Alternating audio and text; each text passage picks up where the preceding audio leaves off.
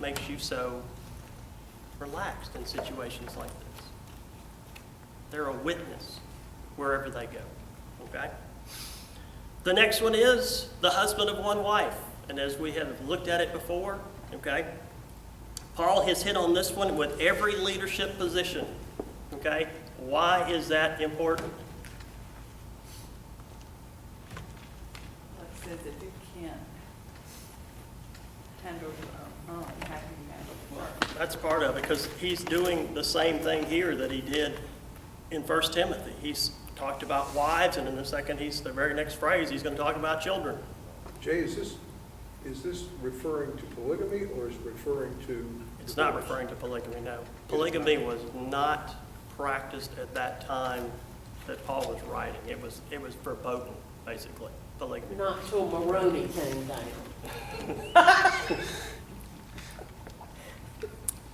But what was rampant was immorality, and adultery was very rampant. I mean, we're thinking about what the Roman Empire was becoming at that time, what some of its despotic rulers were doing at the time, and we're starting to look at the decline of the Roman Empire here. Okay? And there was a lot of, as we know, idol worship going on. There was a lot of temple prostitution going on, and it was very easy to get sucked into that. So his whole idea here, when I first started with this, we addressed a whole bunch of different things. We talked about, could this be a divorced person? Well, yeah, there are some biblical things that basically say a person that's divorced could fulfill this role. We said polygamy was not the standard at the time. Adultery was, so that's, but the bottom line, what this passage really alludes to is if this person is married, they're a one-woman man. They're devoted to who they are married to. And that's the whole idea here, okay? And I believe my passage for that was it Ephesians 3:5? Which says that a man is to love his wife as Christ loved the church. 5:33. 5:33, 35. You mean look it up? Let's look it up real quick.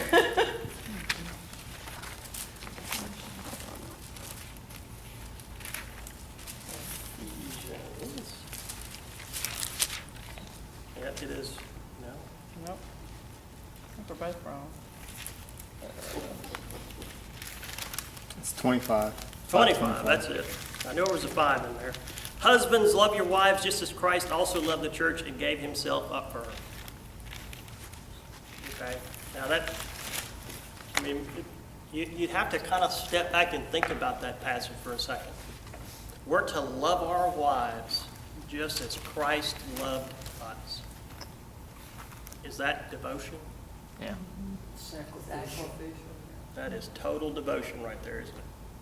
Okay? And that's what he has in mind. He has in mind that he is managing his household by following biblical principles. Okay? By following biblical principles. Once again, this also was an example that was to be set for other Christian men to follow in the churches that they were teaching in. Okay? The next one talks about having children. Okay? And we reviewed that word teknon, that was basically younger children. And in this particular case, it says who believe. Now, there's a debate about what it means there when it says who believe. And the debate goes something like this. Did this mean that those children had to be saved? Or does it just mean that they were basically had the faith that their parent or their father was, in what he said? You follow what I'm saying? Okay, so there's two different concepts there, and differing commentaries that you read have a different slant on it. Okay, now I don't necessarily 100% believe that believing here means that they're believers, but also in the same vein, it's kind of a hard concept to have a pastor that has a young child that has reached the age of accountability that has not given the gospel to their child and their child has believed. You follow what I'm saying? And we can say that, well, Jay, you're trying to read too much into the passage, which is possible, but there's a lot of other commentators who've read that very same thing into their ideas as well. So it's kind of a hard one because the passage really doesn't completely specify with the way that the word is just pistis, which has a broad range of meanings. It doesn't 100% say, well, that's exactly what it means. I have a hunch to a certain degree that I believe that idea to be true because here's somebody that's going to present the gospel for a living, essentially, as we all, as Christians, should do. But this is the person that's setting the example. So to have him having Christian children, I think would be a given. But that's my opinion, okay? That's my opinion, okay? Well, can you hold the father or of the child responsible for that child's free will? He has a free will choice to accept or reject, but are you going to hold him responsible then? I mean, that's deep. Maybe I should. Yeah, it is pretty deep, and I'll give you an example. And there was, and it was a restaurant somewhere close to where we live that actually posted a sign on the door that essentially said that if you can't be responsible for the behavior of your children while you're in here, we will ask you to leave. And they did actually ask somebody to leave, and that somebody wanted to sue them. Okay? Now, this is just Jay commenting out loud now, okay? To me, that is despicable. If you can't control your child, I would be embarrassed if my kids were acting like monkeys inside the place that we were in. We were going outside, we were going to have an attitude adjustment. Okay? But what were these parents doing at that particular time? Their kids were running around, they were knocking over tea, you know, and they were just making general chaos. And what were the parents doing? Okay? They had a sign on the door that says, if you don't take care of your children, we're going to ask you to leave. And guess what they did? They did just exactly what they told them out the front door. They told them to leave. So I think we're responsible for our children. And the reason why we often talk about, you know, we talk about the Good News Club and its importance. But is it easier to witness to a child than it is to witness to a 30-year-old adult? Yeah. Why is that? They will believe grown-ups. If you have their trust, they pretty much will believe whatever you tell them. And as a parent, shouldn't they have your trust? Yeah. Because Right if up they to don't, 13. because, you know, once again, we go back to managing the household, okay? So, like I say, these are a lot of these are just my opinions, but that's my opinion in that particular case. Now, and I'm going to write down or tell you what I wrote down. Some believe it is not talking about salvation, but being faithful to, in the sense of being obedient or submissive to their Father's will. Now, that goes right back to what we talked about in Timothy, because that was the word that we saw. We saw in Timothy that it was, you know, they submit to their father's authority. Okay? So in both cases, was he talking about the same thing? So that's a really good argument that it's not necessarily the salvation of them. Okay? So the focus here does seem to be the behavior because of the last two words that we see in that passage. Okay? That they're not hellions and they're not rebellions. Okay?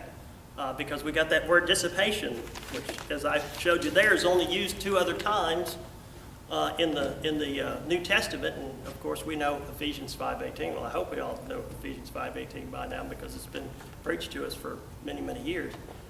but do not get drunk with wine, which is dissipation, okay? And that's basically just somebody who, you know, would look like a drunk. They just live off their emotions, and they're just fighters and, you know, just general reprobates. And then our other word there talks about rebellion. This is, you know, rebelliously disobedient. Okay, rebelliously disobedient, refusing submission to authority, undisciplined, disobedient, rebellious. All of those are range of meaning for that particular word. Okay? Yes, Terry? And this phrase is referring back to the children? This is referring back to the children, which is it's really good because before I started doing the exegetical work on it, I was assuming that was just a comma and that it's going on about but it's not. It's actually referring back to the teknon, the children. Okay, good point there. Because I did feel the same way. In fact, when I was making up my little chart, you know, in here I had those two things listed in there, my little chart, until I started doing exegetical work on it, and found that it does refer back to the children. Okay, so that's verse 6. So we have, namely, if a man is above reproach, the husband of one wife, having children who believe and are not accused of dissipation or rebellion. Okay, going on to verse 7, we have for the overseer, and this is where I'm going to kind of talk about how this verse started off with the word presbyteros, which is elder in the Greek. Now we're using the word overseer, okay, which is episkopos in the Greek, okay? And in a second, we're going to use the word steward, and that's oikonomos, is what steward is. So we're actually getting three different words, and when we see oikonomos, the steward, that's a very important responsibility, and we're going to see that here in a minute. So why did they use these three words? Well, it goes to what I talked about a couple of weeks ago. They were using these what? Interchangeably. They all had to do with the same position, okay? Because we see offices. We see two offices. We see the office of the overseer, and we see the office of the deacon, okay? And whatever word you want to use, episkopos or presbyteros, overseer is the all-encompassing idea. That is the pastor-teacher as we would have it today, okay? Because in all of these, it basically alludes back to the idea that they must be able to teach, which is the primary role. I won't say the primary role, but that's one of the main roles of a pastor-teacher, is to be able to teach. And I wrote here must be because this Greek verb eimi is in the present active. So this is a continuous action. This is what he must continue to do. He must continue to be above reproach. So even though you may hire this, or you may make him a deacon in there, the whole idea is he must remain above reproach. He's not supposed to get to that title and all of a sudden say, okay, well, I got it now. I'm just going to go do what I want to do now. Okay? That's why I wanted you to understand that that verb is present active. He must continue to remain above reproach. Okay? As God's steward, and I've talked, this is oikonomos in the Greek. This is the same family as household that we saw in 1 Timothy 3:4. So this is once again talking about managing the household. And I've given you, I think I left it in yours, literally this is a person who was put in charge of a wealthy man's estate. He was to run his affairs, okay? It was a position of considerable trust and required somebody who was wise and faithful and extremely trustworthy. Wow. Okay, that's pointing to the pastor, right? That is pointing to the overseer. Okay, they have to be someone who is wise and faithful and extremely trustworthy. Okay, and they should not be self-willed. Okay, and I like the word there. It's otheides. Okay, do you see the starting of the word authority there? Okay. So he's not supposed to have this high idea of authority over everybody. Being arrogant as a result of self